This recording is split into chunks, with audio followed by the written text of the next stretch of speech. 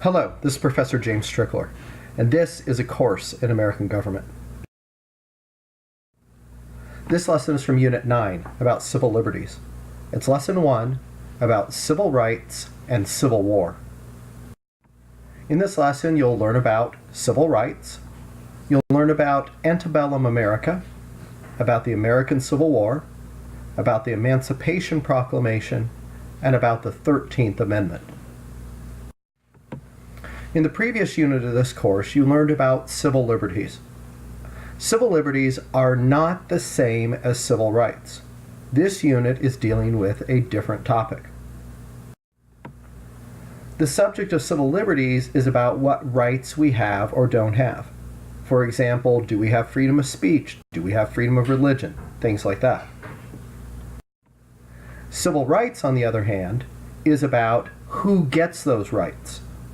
So civil liberty is about what our rights are. Civil rights is then about who gets those freedoms, whatever they may be.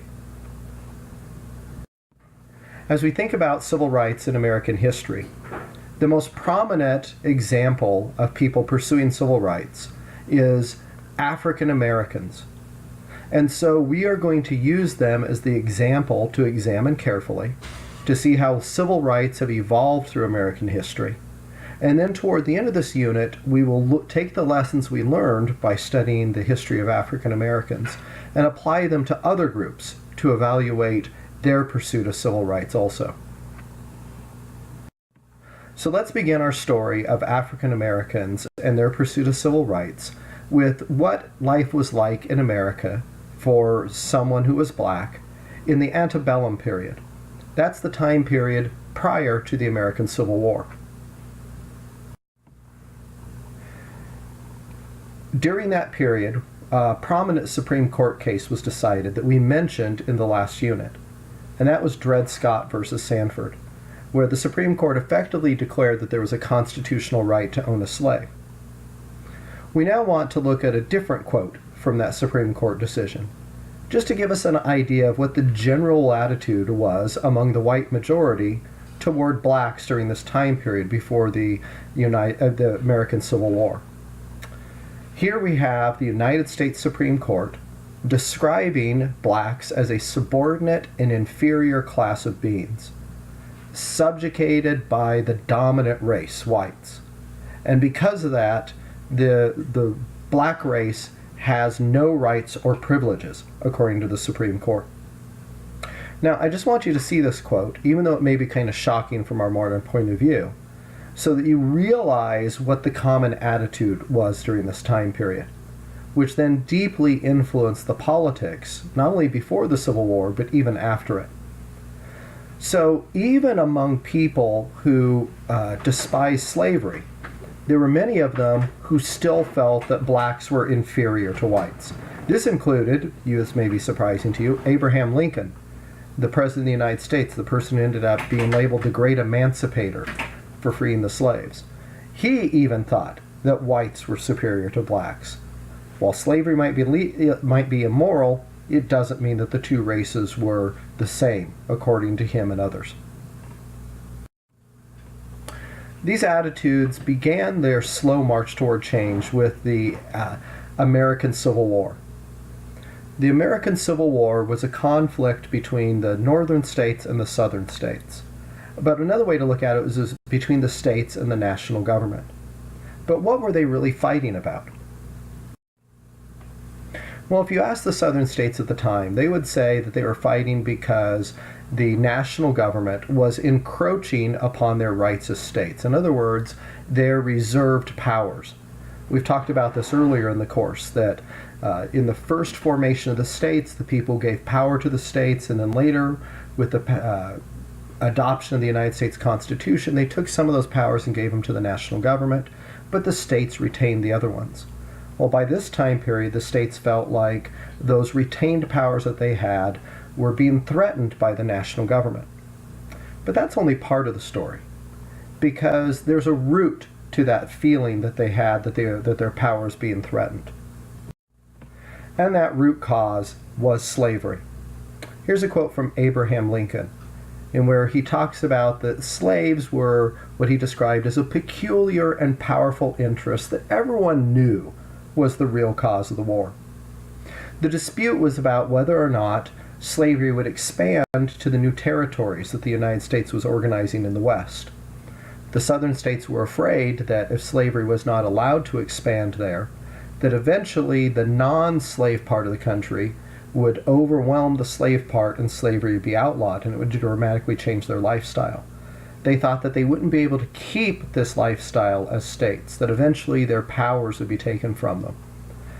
So this was their great fear, and this is what then drove them eventually to civil war. Well, we don't need to go into detail about the history of the Civil War other than just say that the northern states won, the southern states were conquered. And as a result of this, Abraham Lincoln, who led the northern states in the fight, became known among many people as the great emancipator, the person who freed the slaves. The reason he was called this and given this credit was because as president during the Civil War, he issued the Emancipation Proclamation. It was an order that he issued as commander-in-chief of the northern armies, in which he said any slave in any area still in rebellion against the northern states, against the national government, I should say, any place that was in rebellion, the slaves there would be freed. Now, this doesn't mean that he was ending slavery throughout the country. Any place that had not rebelled, such as several of the border states, they could still keep their slaves. Any place that had already been conquered by the northern armies, they could still keep their slaves. It was only places that were still actively fighting against the North where he freed the slaves. But that act in and of itself was enough to enshrine him as this great figure who led to black freedom. It wasn't until after he was dead, having been assassinated, that an amendment was added to the Constitution that freed slaves throughout the United States of America. That was the 13th Amendment, which says that neither slavery or involuntary servitude will any longer exist in the United States. All right, that completes this lesson. Let's now review what we learned in it. What do civil rights primarily concern? Do they concern fundamental freedoms, equal treatment, private businesses, or political campaigns? Civil rights are about the government treating people equally. How did whites view blacks before the Civil War? Did they view blacks as superior? Did they view the races as equal? Did they view blacks as inferior? Or did the races have basically no contact before the Civil War? Whites prior to the Civil War viewed blacks as inferior. What was the root cause of the Civil War? Was it the creation of a standing army?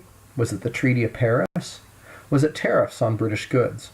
Or was it threats to slavery? The Civil War was caused because the South felt that slavery was threatened, and so they had to depart the Union to maintain their slave-based society. Who was freed by the Emancipation Proclamation? Was no one freed? Was it slaves in northern states that were freed? Was it slaves in areas of rebellion that were freed?